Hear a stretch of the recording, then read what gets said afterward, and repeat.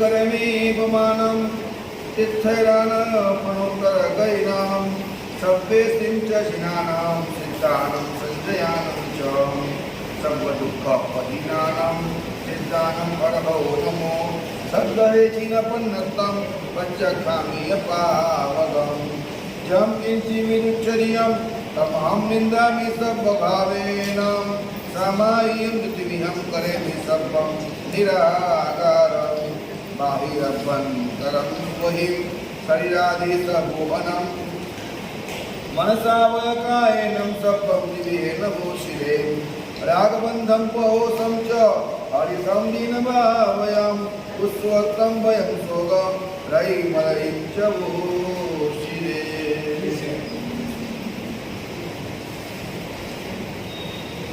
10 पैરના આગમની અંદર 5 पैરના આગમ એ માત્ર સમાધિ મરણ માટે છે. કાલે આપણે જોયું આઉર પચખાન, આજે છે મહાપચખાન, કાલે આવશે ભક્ત પરિજ્ઞા, ત્યાર પછી છેલ્લા 2 पैરના આવશે મરણ સમાધિ અને સંસ્કારક पैરના. આ 5 पैરના આગમો એ સમાધિ મરણ માટે છે.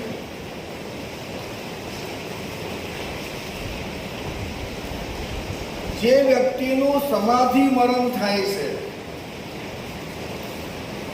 એ વ્યક્તિ સદગતિએ જાય છે, અને જેનું સમાધિ મરણ થતું નથી એ વ્યક્તિ દુર્ગતિએ જાય છે. જે વ્યક્તિ ખૂબ સમ્યક ધર્મ આરાધના કરે છે અને છતાં પણ અસમાધિ મરણ થાય છે તો એની દેવ પણ દુર્ગતિ થાય છે. દેવ દુર્ગતિ કીધી છે. એ બને દેવ છતાં પણ દેવ દુર્ગતિ. એમાં કહ્યું છે કે મર્યા પછી જે દેવ બને એ ત્યાં કિલ્બિષિક નામના દેવ બને છે. જેમ બહુ સ્પષ્ટ લખ્યું છે કે દેવ દુર્ગતિમાં કયા દેવો આવે તો કે જે દેવો લોકોને હાસ્ય કરાવતા હોય એ દેવો દુર્ગતિવાળા દેવો કહેવાય. જે દેવો લોકોને મજાક, મસ્કરી, આનંદ, કિલ્લોલ કરાવતા હોય આ બધા નોકર, ભંગી, ચમાર દેવો કહેવાય. જે દેવો કચરા સાફ કરતા હોય, ગામ સફાઈ કરતા હોય, આવા અનેક પ્રકારે નાટક, ગીતો, હાસ્ય, જાદુ આવું બધું જે કરાવતા હોય લોકોને ખુશ કરવા માટે, એ બધા દેવો આપણે ત્યાં જે ભંગીને ચમાર હોય એ રીતના ત્યાં કિલ્બિષિક દેવ કહેવાય છે. આ વાંચીને એક મનમાં વિચાર આવે કે આજે આપણા ભારત દેશની અંદર જે પિક્ચરો છે એનું મહત્વ કેટલું, અને પિક્ચરના એક્ટરો છે એનું મહત્વ કેટલું. બહુ વિચારનીય છે. બધાને ખબર છે શું ચાલે છે, એક ચીજની નાના બચ્ચાઓને માહિતી છે, પણ વિચારીએ તો ખ્યાલ આવે કે ક્યાં દેશ જઈ રહ્યો છે. કેટલું મહત્વ અપાય છે એ એક્ટર્સોને કેટલું મહત્વ અપાય છે. અભિનેતાઓનું સ્થાન તમારા મનમાં શું, નરેન્દ્ર મોદી વગેરે નેતાઓનું સ્થાન તમારા મનમાં શું, અને તમારા મનની અંદર કોઈ ધાર્મિક, કોઈ આરાધક, કોઈ સાધુ, કોઈ સંત મહાત્મા એનું સ્થાન તમારા મગજમાં શું. તમારા મગજમાં ઉદ્યોગપતિ હોય એનું સ્થાન મગજમાં શું. દેવ જે મહાર્ધિક દેવ છે સાહેબ, એ તો સિંહાસન પર બેસે છે, એ ઓર્ડર કરે છે, એ કામ કરાવે છે, લોકોને નચાવે છે, હાસ્ય કલાકારોને બોલાવે છે, રાજ જ્યોતિષને બોલાવે છે, રાજ પંડિતને બોલાવે છે, આ બધું કરે છે. એ રાજા છે. જ્યારે અમારી મતી જ અહીંયા જો આ ભંગીને ચમાર જેવી ચિંતામાં હોય, એમાં જ અમારી મધ્ય વૃદ્ધ હોય, એ નેતા અભિનેતા એ લોકોમાં જ જો આપણું મન પરોવાયેલું હોય, સાહેબ કેવી રીતે ધર્મમતી બનશે, કેવી રીતે સદગતિ મળશે? કયું એવું કારણ છે કે તમને એ લોકો ગમે છે? કયું એવું કારણ છે? બહુ વિચારતા સ્પષ્ટપણે સમજાય તેવું છે કે તમને માત્ર ને માત્ર 5 ઇન્દ્રિયોના વિષય ભોગો ગમે છે. પૈસા ગમે છે, પૈસા વાળો ગમે છે, સત્તા ગમે છે, સત્તા વાળો ગમે છે, અને 5 ઇન્દ્રિયોના ભોગો ગમે છે. માટે તમને એ છાટકા થઈ કોઈ પણ પ્રકારની લાજ શરમ દેવે મૂકીને જે સંસાર ચલાવે છે લોકો, તમને એ લોકો ગમે છે. શું લાગે છે? પણ જો હૈયામાં તમને આરાધક ભાવ હોય, ભાવ ભ્રમણથી થાક્યા હોય, એક સદવિચાર કે હું કોણ છું, હું ક્યાંથી આવ્યો, મારે ક્યાં જવાનું છે, આ ભવની અંદર મારે શું કરવાનું છે, જે કરવાલાયક કાર્ય છે એ કાર્ય મેં આ ભવમાં ન કર્યું અને એમને મરી ગયો તો મારું શું થશે? What next? આગલો ભવ મારો ક્યાં? એની પણ શું ચિંતા આપણને ખરી? મારો મોક્ષ ક્યારે? મારામાં સમ્યક દર્શન ક્યારે? હું કહું છું આવતો ભાવ સારો મળે એટલી પણ ચિંતા આપણને ખરી? જેને પણ આવતો ભાવ સારો જોઈતો હોય એને સમાધિ મરણ સુધારવું પડે. સમાધિ મરણ એટલે એક પ્રકારની ખાટલા પરીક્ષા કહેવાય છે. એક આપણે કહેવાતું જૂના સમયની અંદર 2 પરીક્ષા, એક પાટલા પરીક્ષા અને એક ખાટલા પરીક્ષા. સ્કૂલોમાં બેન્ચ પર લખવાનું પાટલા પરીક્ષા, મરતી વખતે છેલ્લો ખાટલો હોય એટલે ખાટલા પરીક્ષા. આખું વર્ષ બરાબર અભ્યાસ કર્યો હોય તો પાટલા પરીક્ષામાં પાસ, અને આખું વર્ષ પોતાની જાત સાથે વાત કરી હોય કે સાચું શું છે, પામવા જેવું શું છે, આવું વ્યવસ્થિતપણે જેને ચિંતન કર્યું છે અને એ રીતે પોતે વાસ્તવિક સત્યને પકડે છે, તો એ પાટલા અને એ ખાટલા પરીક્ષામાં પાસ થઈ શકે છે. અહીંયા સ્પષ્ટપણે કહે છે કે હે જીવ, તારી અસમાધિ મરણના કારણો કયા કયા? સૌથી પહેલું કારણ કહે છે તારી અસમાધિ મરણનું કારણ એ તારી મમતા છે. શું કારણ છે? મમતા. ખૂબ તમે ગંભીરતાપૂર્વક એક વાત વિચારો. હું તમને અત્યારે એક વાત કહું, એક નાની વાત તમને હું કહું. મને તમે 5 લાખ રૂપિયા આપો, ચલો કોણ આપશે? સુધર્મ સ્વામીની પાઠ પર બેસી સકલ સભા વચ્ચે હું એક જૈન સાધુ અત્યારે કહી રહ્યો છું, મને 5 લાખ રૂપિયા આપો. આ તમારો ટેસ્ટ લઈ રહ્યો છું, આ તમારો ટેસ્ટ છે.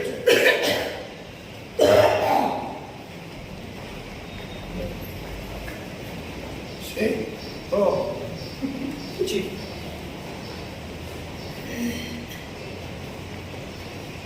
તમારો ટેસ્ટ લઈ રહ્યો છું અત્યારે, મને 5 લાખ રૂપિયા આપો અત્યારે. હા પાડો ખાલી. સાહેબ તમને આપ્યા. શું કહું છું? પાઠ પર બેસીને એક જૈન સાધુ 5 લાખ માંગી રહ્યો છે. તમારું નામ ક્યાંય નહીં આવે,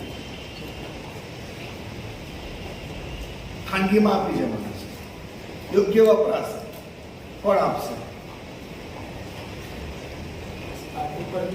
હા, આટ ઉપરથી બોલાય હા બોલ્યો બોલ્યો તો હમ બોલ્યો છું તમારો ટેસ્ટ લઈ રહ્યો છું શું કરો હા પાછો આપવા પર ધ્યાન રાખજો હા બધું પ્રૂવ કરીશ એવું શું કરી રહ્યો છું હા બોલશો આપવા પડશે મને 5 લાખ રૂપિયા આપો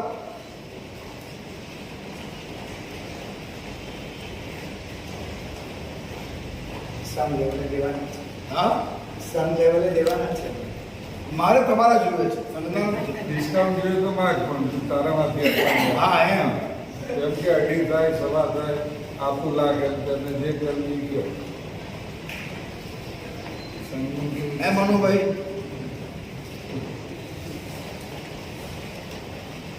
પાંચ લાખ જોઈએ છે આપો ને કોઈ એક નાનો વિચાર તમારા મગજમાં નાખવા માંગુ છું કે 5 લાખ રૂપિયા હું પાઠ પર બેસીને જૈન સાધુ તરીકે માંગુ તમે આપી શકતા નથી આ તમારી સંપત્તિ પરની મૂર્છા છે મમતા છે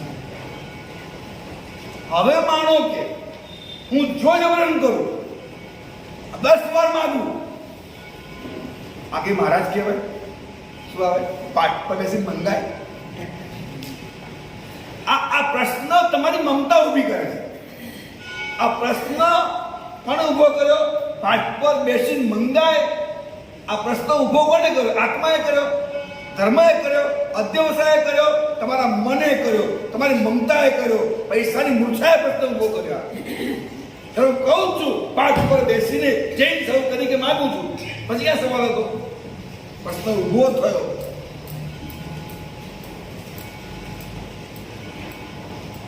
બહુ સિમ્પલ વાત કહું કે જો જોર જબરન કરું તો તમને એમ થઈ જાય કે મહારાજ કહેવાય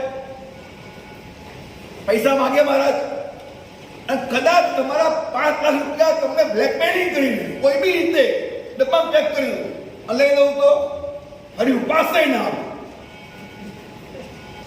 થાય કે નહીં સાચું હોય થાય કે નહીં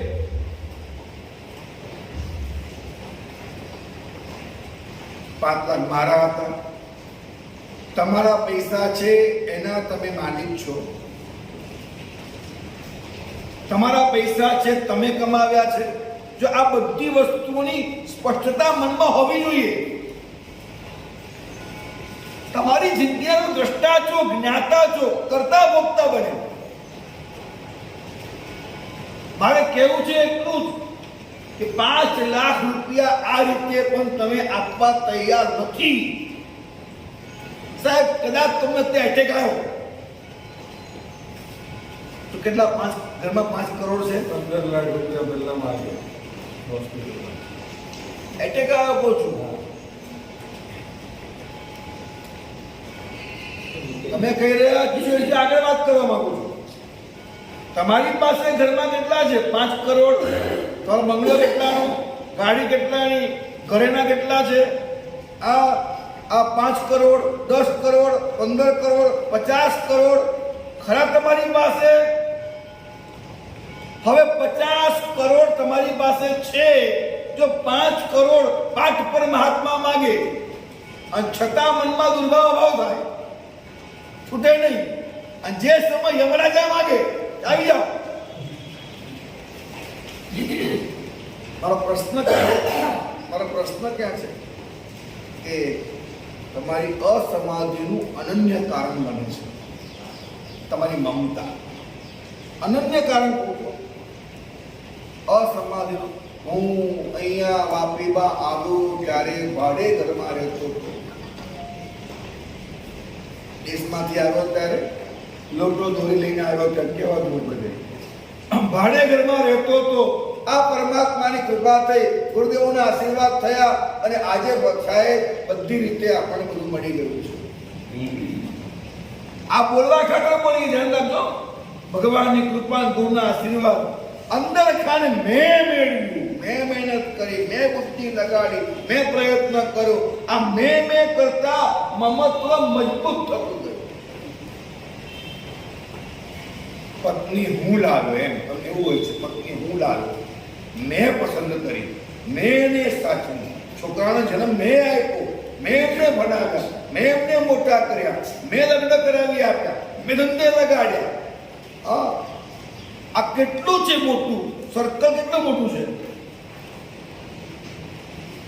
જેટલું આ સર્કલ મોટું એટલો મમત્વ ભાવ મોટો, જેટલો મમત્વ ભાવ મોટો જતા જીવને અંતરાય મોટો, જતા જીવને અંતરાય મોટો.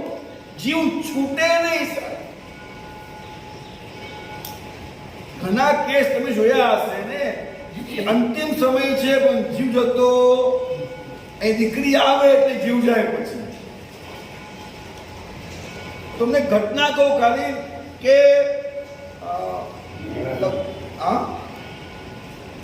લગભગ ડોક્ટર સ્નેહલભાઈની વાત છે, લગભગ એમની વાત છે. એમના કોઈ મામી કે કોઈ હતા, ના મુકુલભાઈની વાત છે. એમના કોઈ મામી કોઈ હતા, મેં કે સાહેબ 7-8 દિવસ થઈ ગયા, ડોક્ટરે કીધું કે હવે કંઈ છે જ નહીં. પણ સાહેબ હવે બસ મોડું ચાલે છે, જુએ છે, વાતો કરે છે, આખું ખોટું છે, કાંઈ ચાલતું જ નથી સાહેબ. પરંતુ સાહેબ જીવ જતો નથી સાહેબ, કંઈક મૂંઝાય છે, કંઈક મૂંઝાય છે, કંઈક મૂંઝાય છે. હવે શું કરવું? એ અમારી પાસે મશીન છે, ફોટો મંગાવ્યો, એમાં મેં ચેક કર્યું, એમાં જવાબ આવ્યો કે તમે એમને ગ્લુકોઝ શરબત પીવડાવો. સમજની વાત તમને કહું છું, બહુ સમજો. જે વ્યક્તિ અંતિમ સમય મૂંઝાય છે એને સબકોન્શિયસ માઇન્ડમાં ગ્લુકોઝ શરબતની ઈચ્છા છે, કોન્શિયસ માઇન્ડમાં ખબર નથી કે મને શું જોઈએ છે. કેટલી ટ્રેજેડી છે આ, કેટલી બધી આપણી હાલાકી, કેટલી બધી ગરીબી છે કે મારા મનને બી ખબર નથી હું દુઃખી કેમ છું. ખબર નહીં, મજા નથી. તો કેમ મજા નથી? ખબર નથી. હું દુઃખી કેમ છું એ મને ખબર જ નથી પડતી. હું કેમ દુઃખી છું, મને શું જોઈએ છે સમજાતું નથી. ક્યાં છે બુદ્ધિ આપણી? સબકોન્શિયસ માઇન્ડમાં કંઈક એવી વસ્તુઓ પડેલી છે કે કોન્શિયસ માઇન્ડમાં ન હોય તો પણ તમને બેચેન રાખે છે. ખાલી ગ્લુકોઝ શરબત એ લઈને ગયા અને એમના મોઢામાં જેવું આપ્યું, ઓન સ્પોટ 2 મિનિટમાં 10 મિનિટમાં પરલોક પ્રયાણ. કેટલી બધી વાંછાઓ. જો એક તો વાત એ છે કે પૈસા મેં બનાવ્યા, પત્ની હું લાવ્યો, છોકરા મેં જન્મ આપ્યો, છોકરા મેં મોટા કર્યા, બનાવ્યા ગણાયા પરણાવ્યા, બંગલો મેં બનાવ્યો, ગાડી હું લાવ્યો, આટલા ગામમાં આટલી ફેક્ટરી, આટલી ઓફિસો મેં નાખી. બીજી વસ્તુ એ છે કે પાંચમા પૂછાઈએ છીએ આપણે, દુનિયામાં નામ છે આપણું, અહીંયા રસદાવત કર્યા, અહીંયા દાન આપ્યા, અહીંયા તકતીઓ લાગેલી છે આપણી, આ સંઘની અંદર હું કાર્યકર છું, ટ્રસ્ટી છું, પ્રમુખ છું. જેટલી વધારે મોટી પ્રતિષ્ઠા એટલું વધારે અસમાધિનો ભય.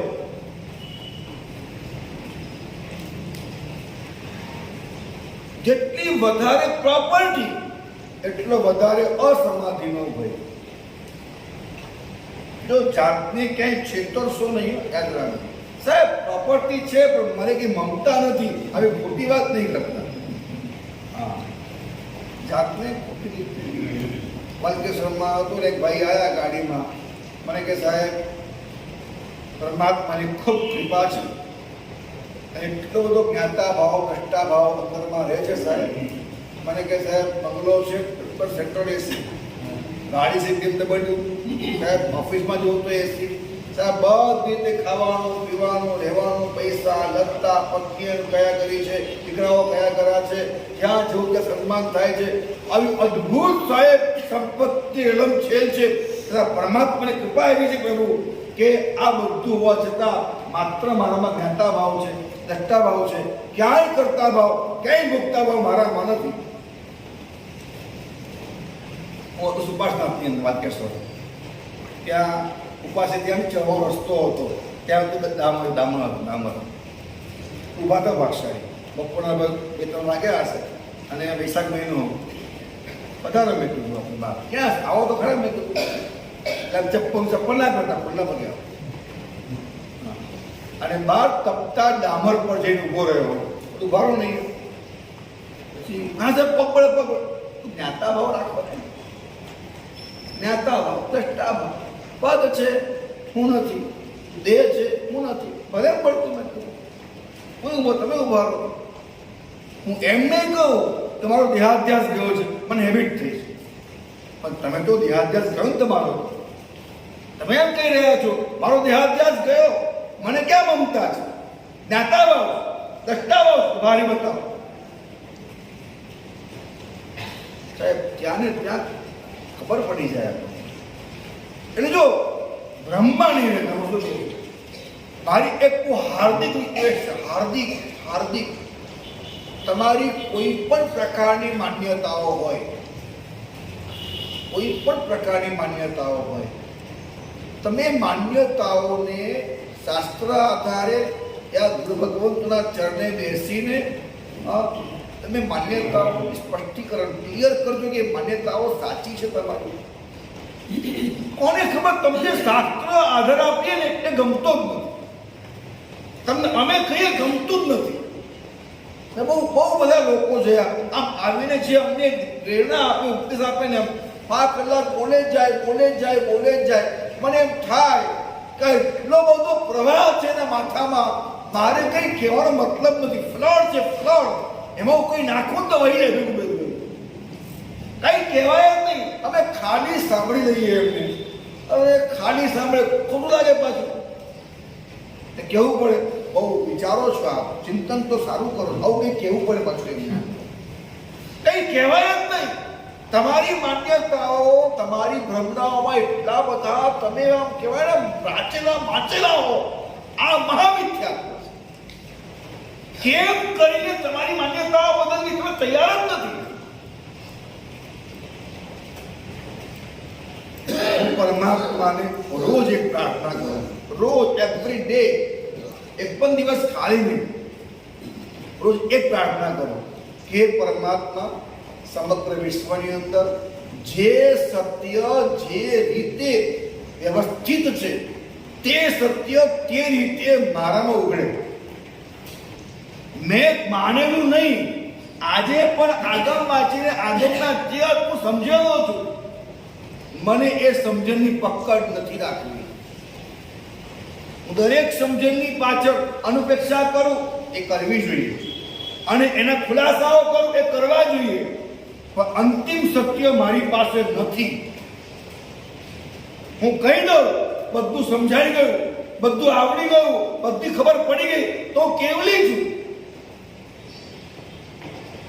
જે આવું કહે છે મને બધી સમજ પડે, એને આગળના જ્ઞાનના દરવાજા બંધ કરી દીધા છે. ખૂબ સમજીએ આપણે. જે દીકરો આમ હાથમાં ઝાડુ લઈને કચરો કાઢતો હોય, મમ્મી બેટા આમ નહીં આમ મને આવડે છે મમ્મી, તારે મને નહીં કહેવાનું. દીકરી હોય રોટલી બનાવતી હોય, મમ્મી કે બેટા આમ નહીં મને આવડે છે મને નહીં કહેવાનું. અને એ દીકરી શીખે કોઈ દિવસ?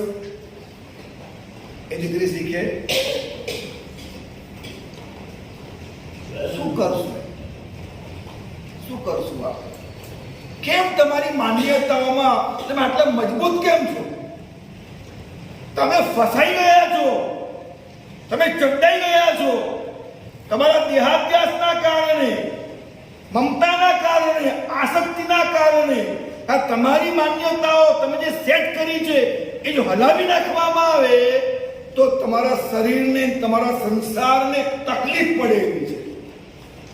ખૂબ વિચારજો, ખૂબ વિચાર. તમે જે નક્કી કર્યું છે એ બદલવું નથી. સાહેબ મહામિથ્યાત્વ ફસાયેલા છો. પરમાત્મા કામ નહીં કરે, ગુરુ કામ નહીં કરે, શાસ્ત્રો કામ નહીં કરે, તમારો આત્મા પણ કામ નહીં કરે. તમે તમારામાં કામ નહીં કરો, તમારામાં બીજો કોઈ કામ કરી રહ્યો છે. સંસારનું વધવાપનું નરદેહને હારી જવું. અદ્ભુત વાક્ય છે. ભલે શ્રીમદજીનું છે, પણ મને તો આવા વાક્યો ગમી ગયા. અદ્ભુત વાક્ય. સંસારનું વધવાપનું નરદેહને હારી જવું, એનો વિચાર તમને એક પણ નહીં થયો. હું શું વધારી રહ્યો છું? પત્ની, પુત્ર, પરિવાર, મકાન, ગાડી, ઇજ્જત, આબરૂ, હું શું વધારી રહ્યો છું? સાહેબ, જેટલું વધે છે એ બધાની મમતા વધે છે, મેન્ટેનન્સ વધે છે, મમતા વધે છે, મોહ વધે છે. એના કારણે કરીને હું જ્યારે મરણ પથારીએ પડું છું, બરાબર યાદ રાખજો, મરણ પથારીએ પડેલા જીવને શરીરની વેદના ઘણી છે. વેદના શરીરની કેટલી હોય? કેટલી હોય? હાથ પર સ્વાય ભોગવું શું થાય? તો બા કેમ થયું? એક સિમ્પલ લોજિક સમજી. કેમ વેદના થઈ? તો કે આત્મ પ્રદેશો, વધેલા વાળ, વધેલા નખ એ સિવાય આખા શરીરમાં સતત એનું ભ્રમણ ચાલુ છે. આત્મ પ્રદેશોની આવન જાવન ચાલુ છે. વચ્ચે તમે સોય નાખી એટલા ભાગમાં એ પ્રદેશો અવરુદ્ધ થયા, એ પ્રદેશમાં તાણ આવી, આમ આવ્યા, આગળ ન જઈ શક્યા, ઝટકો લાગ્યો, એની વેદના છે. આમ ચૂંટણી ભરવું, આમ શું થયું? આ ભાગમાં જે આવન જાવન હતું એ અટકી ગયું.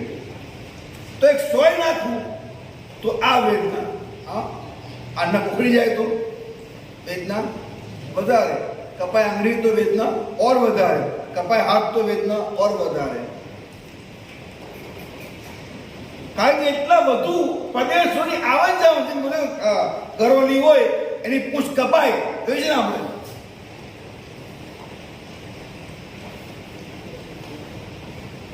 પૂછા તો એના પ્રદેશો એ ખેંચાઈ રહ્યા છે. ગરોળીની આ પૂંછમાંથી પ્રદેશો જ્યાં લગી ગરોળીમાં ન આવી જાય ત્યાં લગી ચટપટ ચટપટ ચાલુ, ખેંચાયા પછી બંધ થાય છે.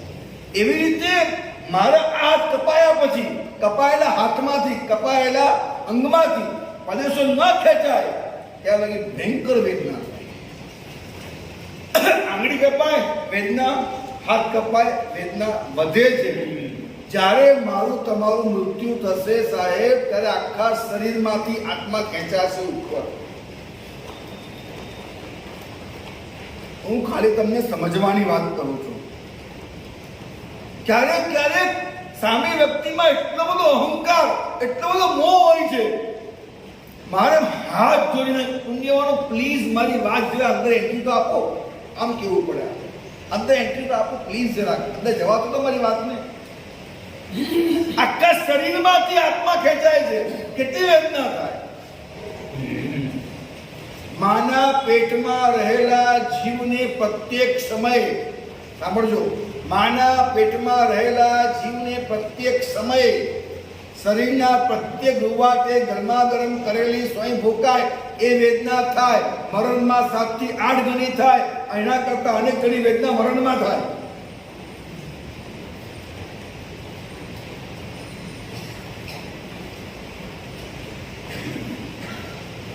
જો આ મુઠ્ઠીવાળી મેં તો મુઠ્ઠી થોડી ઢીલી છે તો આંગળી બહાર નીકળી ના, અહીંયા કોઈ દુઃખ, અહીંયા કોઈ દુઃખ, પણ આ મુઠ્ઠી મજબૂત કરી ને હવે આંગળી ખેંચીને કાઢું તો ઘર્ષણ બંનેમાં અહીંયા દુઃખ ને અહીંયા દુઃખ. સમજાય છે વાત? મારા શરીરમાંથી આત્મા નીકળે એ વખતે કયા શરીરમાં દુઃખ ન થાય? તેના 2 કારણ સમજવા જેવા છે. એક કારણ, જે શરીર પ્રત્યે મમત્વ રાખે છે, આમ બોડી બનાવ આખો દિવસ ઉલ્લખ કરતો હોય, એને આમાં જે બનાયા મસલ્સ, આ મસલ્સમાં શું કર્યું? એને મસલ્સમાં ધ્યાન, મજબૂત મસલ્સ એ કરીને એને પોતાના આત્માને એટલો બધો અંદર પકડ્યો, એટલે મજબૂત કર્યો. એના શરીરમાંથી આત્મા નીકળતા વાર લાગે અને એને મરણનું દુઃખ વધારે છે. સાહેબ, અમારે ત્યાં ક્રિયા આરાધના કરો ને એટલે યોગા થઈ ગયા. કસરત થઈ ગઈ, પ્રતિક્રમણ કર્યા, પડીલેહન કર્યા, રિહર્સલમાં ગયા, ખમાસમના આપ્યા, જે તમારા શરીરને યોગ્ય કસરતો થઈ જ છે એની અંદર. અરે ગાડી વગર વોક કરો, ઘરમાં કામ કરો, ઘંટી દોડો, કપડાં ધોવો. આ ઘંટી દોડવી, કપડાં ધોવા, વોક કરવું, ઝાડુ કાઢવું, વડીલના પગ દબાવવા, આ કોઈ ક્રિયા કરવી નથી. પછી જો જિજ્ઞાસ્યમ કેટલું કેટલું મોટું મિથ્યાત્વ છે. ક્યાં ગાડી ગઈ આપણી, ક્યાં ગાડી ગઈ? અને ત્યાં જઈને અમે શું કર્યું? દેખાવ કરવો છે, સિક્સ પેક કરવા છે. એ સમજતા આપણે સહાવ લટ્ટા સમપૈઠા, એમાં આવે તવે ને પુઠ્ઠા. શું આવે? તપતી પુષ્ટકાયા હોય, આમ કસરતથી નહીં. સાધકની કાયા રૂ જેવી પોચી હોય. કેવી હોય? હા, સાધકની કાયા રૂ જેવી પોચી હોય. આમ ચાલે ને તો લાગે હવામાં ચાલુ, એટલી હલકી કાયા હોય એની સાધકની. એ સાધક છે. એનો આત્મા નીકળે ને તો એ વખતે શરીરમાં છે, શરીરમાં છે જ નહીં. એના કારણે જેમ આ અંગે નીકળે ને એમ આત્મા નીકળી જાય છે. તો એક તો શરીરને બહુ કસે, બહુ કસરતો કરે, એને સમાધિ મરણમાં પ્રોબ્લેમ થાય છે. અને બીજી વાત, જેને પોતાના શરીર પર બહુ મમતા છે, શરીરની વેદના મેં બતાવી તમને કે માના પેટમાં કેટલી હોય? કોઈ ભોકાય જન્મ વખતે 7 થી 8 ગણી, મરણમાં અનેક ગણી. પરંતુ એ વખતે મનની વેદના અનંત ગણી હોય. કેટલી હોય? અનંત ગણી હોય. આપણે યાદ રાખીએ, આપણે બધાએ આ દુનિયા મૂકીને એક દિવસ અવશ્ય જવાનું છે. જવાનું છે ને? કુમારપાલભાઈ વિસા મને એકવાર મળ્યા હતા. એમને એક વાત કરી કે હવે પપ્પા ઓફ થઈ ગયા ને તો અમે એ લોકો 4 કે 5 ભાઈઓ કંઈક છે ત્યાં ભેગા થયા, મિટિંગ કરી. કુમારપાલભાઈ પ્રસ્તાવ મૂક્યો, આપણા પરમ પૂજ્ય પિતાજી હતા, આટલું સાચવતા હતા, આટલું ભણાયા ગણાયા, મોટા કર્યા, આટલું ધ્યાન રાખ્યું. તો આપણે 5 ભાઈઓ છીએ, પપ્પા મરીને ગયા છે, કઈ ગતિમાં, કઈ યોનિમાં, ક્યાં હશે, એમનું ખાવાનું, પીવાનું, રહેવાનું, પતરવાનું, આ ક્યાં હશે, આપણને કંઈ ખબર નથી. આપણે એક કામ કરીએ કે દર મહિને આપણે અમુક રકમ મોકલી પિતાજીને.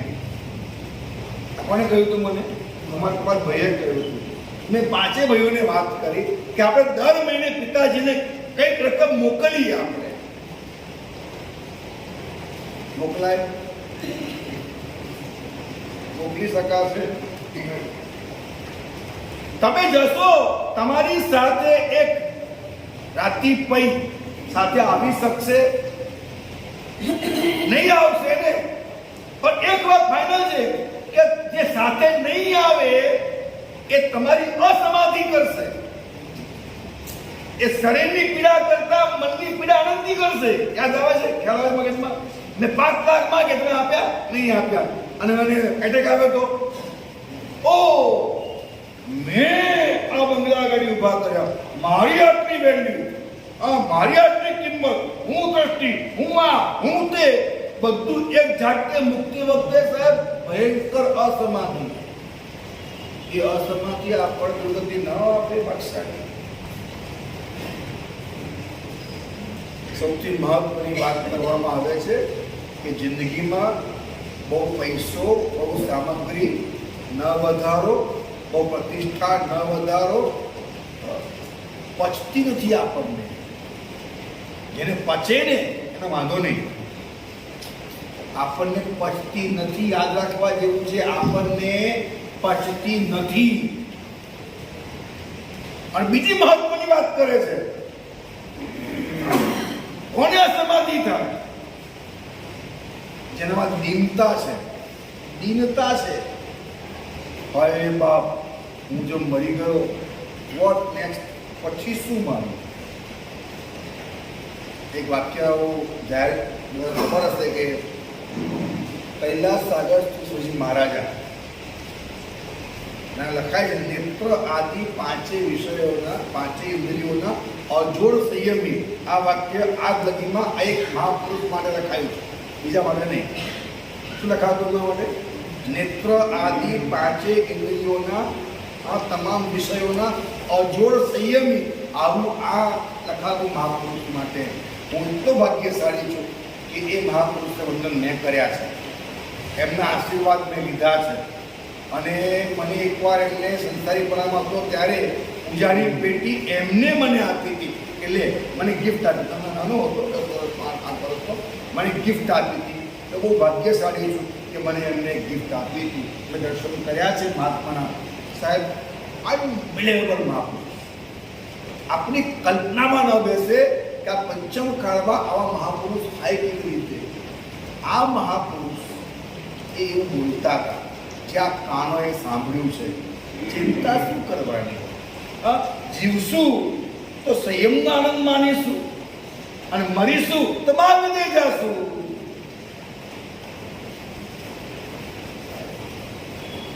આ શબ્દ જેમ તેમ નીકળતા નથી. એની પાછળ ઘણી કસરતો છે, ઘણી મહેનત છે, ઘણી સાધના છે, ઘણું ચિંતન છે, ઘણો સ્વાધ્યાય છે, ઘણી અનુપેક્ષા છે અને પરમાત્મા પાસે ઘણા નાક રગડવા પડે છે, દેવગુરુ બાંધવા પડે છે. સાહેબ એમને નહીં મળતો બ્રહ્મા નહીં રહેતા, બ્રહ્મા નહીં રહેતા. પુણ્યવાનો મારા વાલા છો, પ્રેમ કરીને કહું છું કે આ ચૂકવા જેવું નથી. દીનતા થઈ જાય છે આપણને. આપણને ખબર છે ને, એ મહાત્માને ખબર હતી કે હું સુંદર સંયમ પાડ્યું છે કે મહાવિદેશ જવાના પડે. આપણને ખબર છે કે આપ જાને બાપ અને પેટ જાને પાપ. આપણને ખબર છે ને કે આપણે કેવા કુકર્મી છીએ, કેવા કાળા કામ કરીએ છીએ. દેખાડો તો સારો કરીએ છીએ, પચરંગી પીછા ઓળીને હું મારી જાત છુપાવું છું. 5 મહાવ્રતોના પચરંગી પીછા ઓળીને અંદરની જાત છુપાવવામાં આવે તો ડર તો લાગે ને યાર. હા, શું થશે મારું? મરીને ક્યાં જઈશ? એમ તમે પણ કપડા સામાયિકના જુઓ તો સફેદ, બીજાના સફેદ, અંદરમાં અંદર જો 2 પૈસા તમને મળે અમને કોઈ જ વાંધો નથી. વર્તમાન સમય મુજબ 2 પૈસા ન હોય ને તો સાહેબ આ ધર્મ પણ નહીં ચાલે, સંસાર પણ નહીં ચાલે. એટલે કોઈ એકાંત ના પાડતો નથી. સ્ટેટસ જોઈએ, પૈસા જોઈએ, બંગલા ગાડી જોઈએ, કોઈ એકાંત કે કોઈ ચીજ ના નથી પાડતો. હું ખાલી એટલું સમજાવવા માંગુ છું કે ક્યાંક એવું ન થાય કે ભ્રમ આવી જાય કે જોઈએ જો એના વગર ન ચાલે અને પછી આપણી અસમાધિનું કારણ બને. એવું ન થઈ જાય. ક્યાંક મારો આગલો ભાવ બગડી ન જાય. આગલા ભાવ કમસે કમ આ ભાવમાં જે માતા, જે પિતા, જે ધર્મ, જે શાસન, જે સમજણ, જે આરાધના, જે ભાવ આ ભાવમાં જે મળ્યો છે કમસે કમ સર એ તો મળે આપણને. કમસે કમ વધારે નહીં હોય તો ચાલશે, કમસે કમ આટલું તો જોઈએ કે નહીં જોઈએ. તો દીનતાનો ત્યાગ કરવાનો છે. સંથારા કોશીમાં ગાતા આવે છે ને, એગોહમ, હા એ જ ગાતા છે લગભગ. અહીંયા થોડી સંસ્કૃતમાં એકોહમ નથી મેં કોઈ ન ચાહમ વિકસઈ એવમ અધિન મનુષ્યો અપમાન અનુસાર છે કહે છે. એગોહમ નથી મેં કોઈ, હું એકલો છું અને મારું કોઈ નથી. બસ ખતમ થઈ ગયેલા. હા, ન હું કોઈનો છું ન કોઈ મારું છે. વાતનો ખ્યાલ આપો. ન હું કોઈનો છું ન કોઈ મારું છે. આ ચશ્મા છે, આ ચશ્મા છે કોના છે? તમારા સુનભાઈ, જયેશભાઈ, તમારા કોને કોના છે? હા કમલેશભાઈ, ચશ્મા કોના છે?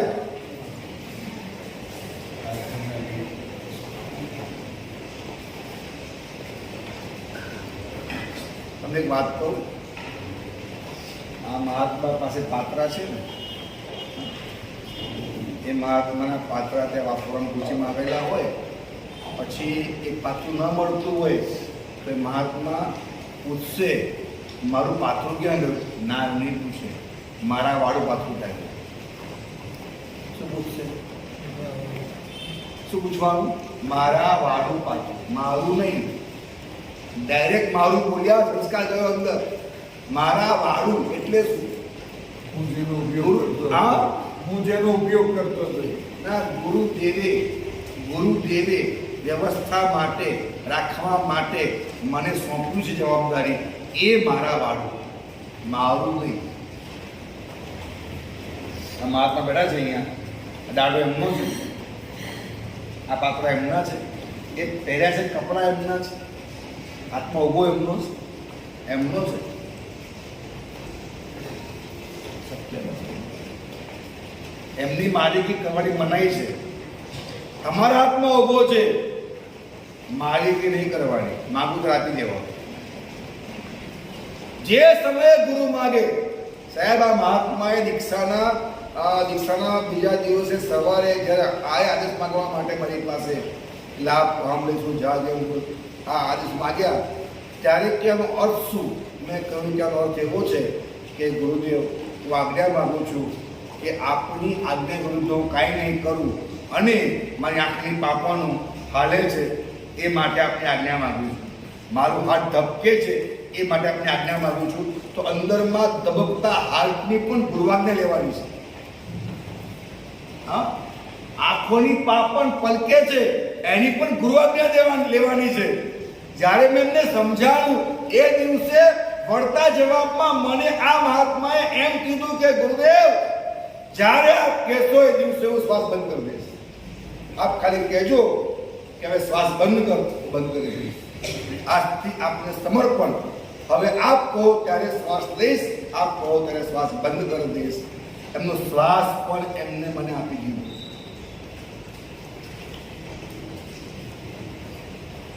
વિચારીએ સાથે વિચાર, શું કર્યું આ મહાત્મા?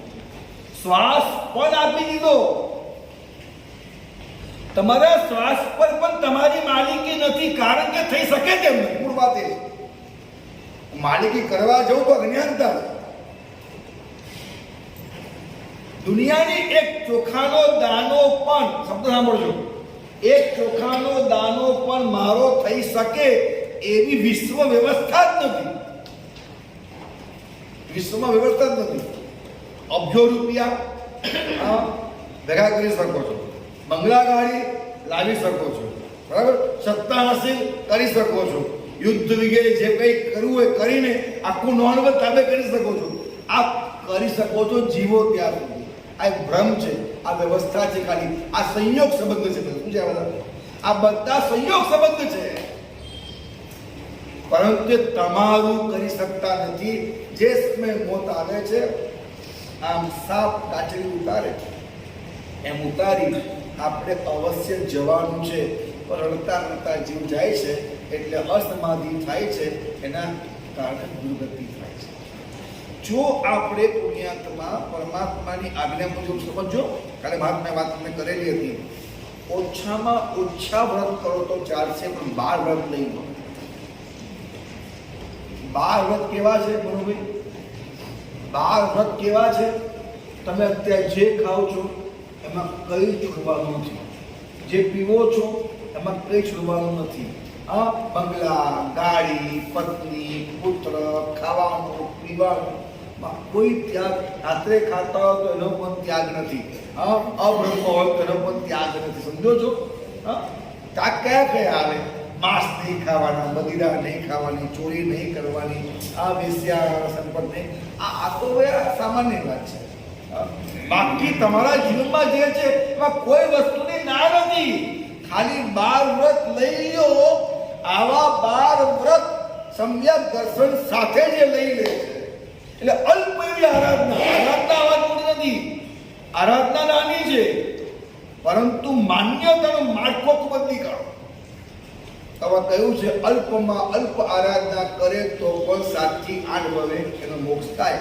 એવું કાલે તમે સાંભળ્યું હતું, 7 થી 8 જેવું મોક્ષ થાય. તો આપણે આ રીતે ઘણી વાતો બતાવી છે. વિશેષ વાતો આપણે કાલે સમજશું.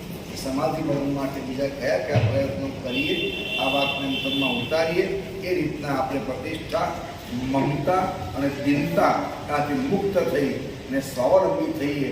જ્યારે જઈએ ત્યારે એગો મુઠ્ઠી મેં કોઈ એ ભાવ અંદરમાં બરાબર વિદ્યમાન હોય.